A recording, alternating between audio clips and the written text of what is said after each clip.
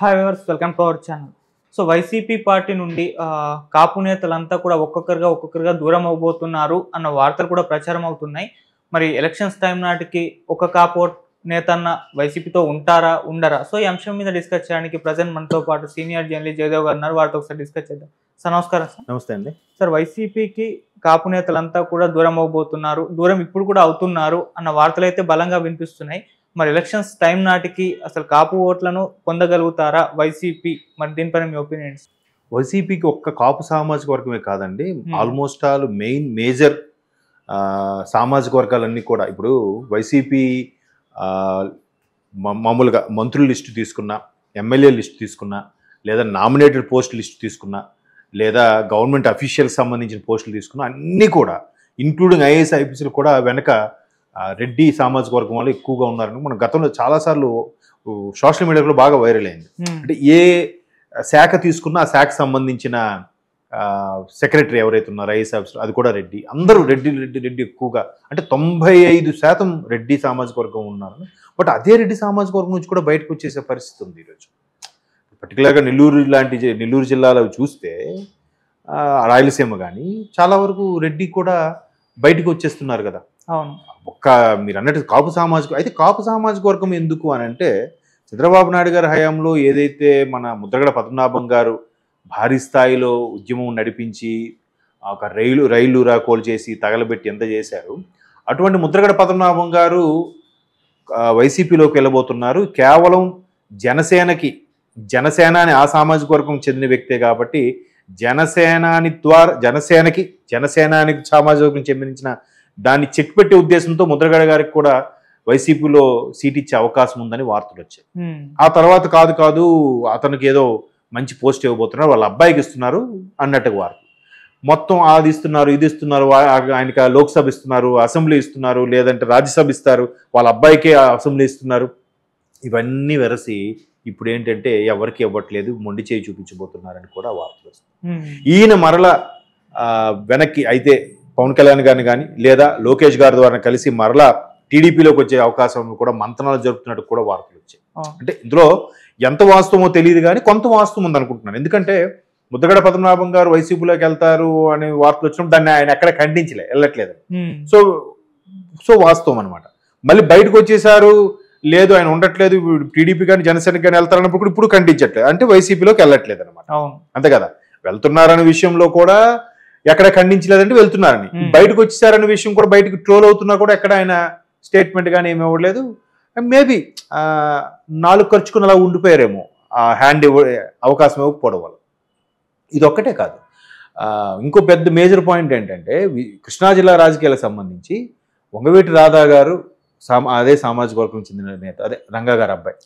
తర్వాత రాధా గారు, వల్లభనేని వంశీ గారు, కొడాల నాని గారు, ముగ్గురు మంచి మిత్రులు. బిజినెస్ పరంగా కానీ రాజకీయ పరంగా కానీ భావజాలం వేరైనా కానీ ఇప్పుడు మంచి ఫ్రెండ్స్ గా ఉంటారు. ఆల్రెడీ కొడాల నాని గారి ద్వారా వల్లభనేని వంశీ గారు కూడా ఇప్పుడు వైసీపీలో చేరబోతున్నారు. దాన్ని ఎక్కడ వల్లభనేని వంశీ గారు ఖండించలే, కొన్ని ఇంటర్వ్యూలు కూడా చేశారు. టీడీపీకి కొంచెం యాంటీగా మాట్లాడడం, సో వైసీపీ మొగ్గు చూపుతున్నారు అన్నట్టుగా ఒక క్లారిటీ వచ్చింది. అయితే రాధా గారి పెళ్లికి, వంగవీటి రాధా గారి పెళ్లికి వల్లభనేని వంశీ గారు, కొడాల నాని గారు వెళ్ళిన తర్వాత ఇట్లాగే మీడియా ఏమైనా కోడి కూసిందంటే వీళ్ళిద్దరు మిత్రులతో పాటు రాధా గారిని కూడా వైసీపీలోకి తీసుకెళ్ళిపోతున్నారు అని. దానికి అలా ఎక్కడ స్టేట్మెంట్ ఏమన్నా, రాధా గారు సరిగ్గా 4 రోజుల కిందట ఒక స్టేట్మెంట్ ఇచ్చారు. నేనేం టీడీపీ విడిపోవట్లేదు, టీడీపీలోనే ఉంటా, ఎవరికైనా ఆత్మసంతృప్తి కావాలంటే తిరిగి మా టీడీపీలోకే రావాలన్నట్టు కూడా భారీ స్టేట్మెంట్ ఇచ్చారు రాధా గారు. అంటే అక్కడ కృష్ణా జిల్లాలో ఉండే ఆ బలమైన కాపు సామాజిక వర్గం ఎవరైతే ఉన్నారో, లేదా రాధా గారు వెంట ఎవరైతే బలమైన సామాజిక వర్గం కానీ బలమైన నాయకులు కానీ ఉన్నారో వాళ్ళు కూడా మళ్ళీ ఒకవేళ ఆయన టీడీపీలోనే కంటిన్యూ అవుతున్నారు కాబట్టి సో ఆ ఓటు కూడా వైసీపీలోకి వెళ్ళట్లేదుగా. అవును, 2 మేజర్ చెప్పాము రాష్ట్రంలో. అంటే ఈ పర్టికులర్ సామాజిక వర్గం ఉత్తరాంధ్ర, కృష్ణా ఇంతవరకే ఉంటాయి, గోదావరి జిల్లాలో కృష్ణా వరకే, గుంటూరు మళ్ళీ ఇటు కిందకి అంతగా ఉండదు. ఒంగోలు, నెల్లూరు నాకు తెలిసినంత మేబీ అక్కడ కూడా వలస వెళ్ళి ఉండొచ్చు కాక, కానీ ఎక్కువ ప్రాభం ఉన్నది కృష్ణా నుంచి ఇటు ఉత్తరాంధ్ర, శ్రీకాకుళం వరకు కూడా ఎక్కువ సామాజిక వర్గం అని ఉంటారు. బట్ అందులో కూడా రకాలు ఉన్నాయి. తూర్పు వైపు ఉంటే తూర్పు కాపని, పెద్ద కాపని, మామూలు కాపని, రకరకాలుగా బలిజ అని కూడా కొంతమంది చెప్తుంటారు. సో ఈ సామాజిక వర్గం ఇలా ఇక్కడ బలమైన నాయకులు ఇద్దరు ఇబ్బందివి. చెక్ పెట్టారు. అంటే వెళ్ళనట్లు తెలిస్తే అక్కడ కాపు సామాజిక వర్గం వైసీపీకి దూరం అవుతున్నట్టే ఆల్మోస్ట్. ఇంకొక బలమైన నాయకులు ఉత్తరాంధ్ర నాయకుడు బొత్స గారు కూడా అదే సామాజిక వర్గానికి చెందిన నేత. అయితే ఇప్పుడు ఆయనది కూడా ఎందుకు ఇట్లా ఈ సందర్భంలో మాట్లాడుతున్నామంటే, ఇప్పుడు ఆయన కుటుంబం నుంచి సుమారుగా 4-5 సీట్లు కేటాయించడం ఉంటుంది ప్రతిసారి కూడా ఆనవాయితీ. ఆయన అలాగే ఆ సామాజిక వర్గం ప్రాభవమో లేదా పరిపాలన talent what ever it maybe ఆయన అలాగే గెలుచుకొస్తున్నాడు. ఆయనది కానీ, ఆయన బ్రదర్ది కానీ, ఆయన మేనల్లుడు కానీ, దూర బంధువు బాబాయో మామయ్య అవుతారు ఆయన కానీ, లేదా భార్య ఝాన్సీ గారు కానీ. సో 4-5 వరకు ఉన్నాయి. సో ఇప్పుడు ఏంటంటే వైసీపీలో ఉన్న మంత్రిగా ఉన్న బొత్స గారికి ఆయనకి ఇవ్వట్లేదు అవకాశం. ఆయన భార్యకి వైజాగ్ నుంచి ఎంపీగా పోటీ చేయించే అవకాశం ఉంది. అలాగే ఆయనకి కాకుండా ఆయన మేనల్లుడికి సీట్ ఇవ్వబోతున్నారని వార్త వచ్చి, అంటే 5-4 కాకుండా 2కే అవకాశం ఉందన్నట్టు. ఒకవేళ అదే నిజమైతే మరి అదే బొత్స గారు కూడా దూరం అవుతారుగా కదా. మరి అక్కడ ఇంకో ఉత్తరాంధ్రలో ఇంకా ఒక పెద్ద దెబ్బ అది. అంటే ఇక్కడ ముద్రగడ పద్మనాభం గారు, తర్వాత వంగవీటి రాధా గారు, మూడో వ్యక్తి బొత్స గారు ఇంకా డౌట్. వీళ్ళిద్దరు ఆల్రెడీ టీడీపీకి ఒకవైపు, అంటే ముద్రగడ పద్మనాభం ఇంకా టీడీపీ జనసేన క్లారిటీ రాలేదు, వంగవీటి రాధా ఆల్రెడీ టీడీపీలో కొనసాగుతున్నారు కదా. ఈ బొత్స గారిది కూడా ఇంకా డైలమాలో ఉంది. ఇటువంటి నేపథ్యంలో మీరు అన్న క్వశ్చన్లోనే ఆన్సర్ ఉంది. సామాజిక వర్గం దూరం అవుతున్నారంటే మేబీ ఇంక ఇవన్నీ అంటే సామాజిక వర్గంగా మన వైపు దగ్గర చూస్తారు కానండి. ప్రజలు అల్టిమేట్గా బయటికి సామాజిక వర్గంగా మాట్లాడి చూసినా కూడా ఎవరు చేశారు, ఎవరు పని చేయలేదు, ఎవరి వల్ల లబ్ధి పొందామో, ఎవరి వల్ల పొందలేదు అనేది వాళ్ళు మేధావులండి, వాళ్ళకి తెలుసు. కాకపోతే మన విశ్లేషణ, మన మీడియా మిత్రులు చేసే సంభాషణలో ఈ సామాజిక వర్గం బలమైంది అందుకే ఆయన గెలిచేశాడు. అదే సామాజిక వర్గం బలమైనప్పుడు పవన్ కళ్యాణ్ గారు గెలవలేదుగా.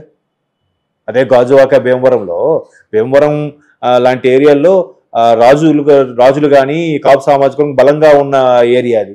మరి పవన్ కళ్యాణ్ గారు 2 దగ్గరలో ఓడిపోయారుగా. దానికి ఆయన కూడా ఏం స్టేట్మెంట్ ఇచ్చారు, సామాజిక వర్గం బేస్ చేసి కూడా నేను గెలుస్తాను కూడా కొంతమంది విశ్లేషకులు చెప్పారు, కానీ నేను గెలవలేకపోయానంటే మొదటిది మీ నమ్మకాన్ని చూరగొనలేదేమో, రెండోది అదే సామాజిక వర్గం కూడా నాకు ఓటేయలేదంటే ఇక్కడ ప్రజలు నికార్సైన మనుషులు కష్టపడి ఎవరు పని చేస్తారని నమ్మారో వాళ్ళకి వేశారు. సామాజిక వర్గం ప్రాధాన్యత వేయొద్దు, అది మంచిది కావడం కూడా ఆయన పవన్ కళ్యాణ్ గారు స్వయంగా చెప్పారు. సో సామాజిక వర్గం పరంగా దూరమైనా కూడా అల్టిమేట్గా బాగా చేస్తున్నారా లేదా, ఏం లేదు, పథకాలు తప్ప అభివృద్ధి లేదు, ఉద్యోగాలు లేవు, ఏమీ లేవు, అందరికీ ఒకవేళ ఒకే ఆధార్ లింక్ చేసినప్పుడు ఒకే పేరు మీద 2 ఉంటే 2 కట్ చేసేస్తున్నారు, 1వ తేదీని తప్ప 2వ తేదీకి వెళ్తే పెన్షన్ రావట్లేదు, ఇలా రకరకాల సమస్యలు చెప్పుకుంటూ వస్తుంది. ఇవన్నీ కూడా యాంటీ ప్రభుత్వ వ్యతిరేకంగా ఉండడం వల్ల సామాజిక వర్గంతో పనేముంది చెప్పండి. ఏ సామాజిక వర్గమైనా దూరం అవ్వచ్చు. ఈ మెయిన్ ప్రజలు మొత్తం ఉండే ఈ 4 కోట్ల మంది కూడా, ఆంధ్రాలో 4 కోట్ల 5 కోట్ల మంది కూడా అంతా ఆ ఒక్క సామాజిక వర్గం చెందిన వాళ్ళు కాదుగా. విభిన్న జాతులు, విభిన్న మతాలు అందరూ ఉన్నారుగా. అల్టిమేట్గా ఎవరు బాగా చేస్తారో, ఎవరు బాగా పాటుపడతారో వాళ్ళకి వేస్తారు. మనం ఎంత చెప్పినా కూడా సైలెంట్గా వెళ్ళి ఆ బూత్లో ఎవరు గుద్దాలో, ఎవరికి చెయ్యాలా, ఎవరికి వేయకూడదో వాళ్ళకి తెలుసు బాగా. మన ఇన్ఫ్లుయెన్స్ మాటలు చేసే వరకు కూడా ఇది మేబీ ఎక్కడి వరకే వెళ్తుందేమో, ఆ లోపలికి రీచ్ అవుదేమో. నాయకులు ఇచ్చే స్పీచ్లో కానీ, లేదంటే కొంతమంది పెట్టే పాంప్లెట్స్ కరపత్రాల వల్ల, లేదా కొంతమంది వేసే యాడ్స్ వల్ల, కొంతమంది వేసే మసాలా పూరితమైన డైలాగ్స్ వల్ల ఎక్కడి వరకే రీచ్ అవుతుందేమో అని పైకి వెళ్ళదు. ఆ పైగా అక్కడ ఫిక్స్ అయి ఉంటుంది ఆ బ్రెయిన్లో, ఆల్రెడీ రిటర్న్ కదా. కాబట్టి సామాజిక వర్గం వరకు అంటే ఒక విశ్లేషణ వరకు ఓకే, ఎంత పర్సంటేజ్, సుమారుగా 24% ఉన్న కాపు సామాజిక వర్గం ఏంటి. ఎందుకంటే ఇంకో పెద్ద స్టేట్మెంట్ కూడా మనం ఇక్కడ చూడొచ్చు. ఎట్లా అంటే ఇప్పుడు బాగా గుర్తొచ్చింది, జనసేనని టీడీపీలో కలిసిన తర్వాత ఇదే వైసీపీ నేతలు పవన్ కళ్యాణ్ని ముఖ్యమంత్రి చేస్తారా టీడీపీ వాళ్ళు, ఒక బీసీ వాడిని ముఖ్యమంత్రిగా చేస్తారా అనుకుంటే రెచ్చగొట్టారు. పోని వాళ్ళు చేయరు, అనుభవజ్ఞుడుగా ఉంటే మంచిదని చెప్పి పవన్ కళ్యాణ్ మాకు చెప్పారు ఆయనకి. మరి వీరు ప్రకటించవచ్చుగా, జగన్మోహన్ రెడ్డి గారు రెడ్డి సామాజిక వర్గం కాదు, మా దగ్గర కూడా బీసీ సామాజిక వర్గానికి చెందిన వాడిని ముఖ్యమంత్రి చేస్తాను, వీళ్ళు కూడా చేయొచ్చుగా, మరి వీళ్ళు ఎందుకు చేయట్లేదు? అక్కడ రెచ్చగొట్టడం తిరిగి వీళ్ళకే మైనస్ అవుతుంది కదా. మరి అదే సామాజిక వర్గం నుంచి మా దగ్గరికి ఎవరు వస్తే వాడిని ముఖ్యమంత్రి చేస్తామని వీళ్ళు స్టేట్మెంట్ ఇవ్వచ్చుగా, ఎందుకు ఇవ్వట్లేదు? 1,000 చూపిస్తే 3,000 నీ వైపు చూపిస్తున్నాయిగా. సో సామాజిక వర్గం పరంగా అయితే ఇలాంటి స్టేట్మెంట్ల వల్ల కూడా వాళ్ళకి మైనస్ అవుతుంది, ఒక్కొక్కరుగా పార్టీని వీడుతున్నారని చెప్పొచ్చు. Right sir, thank you so much sir.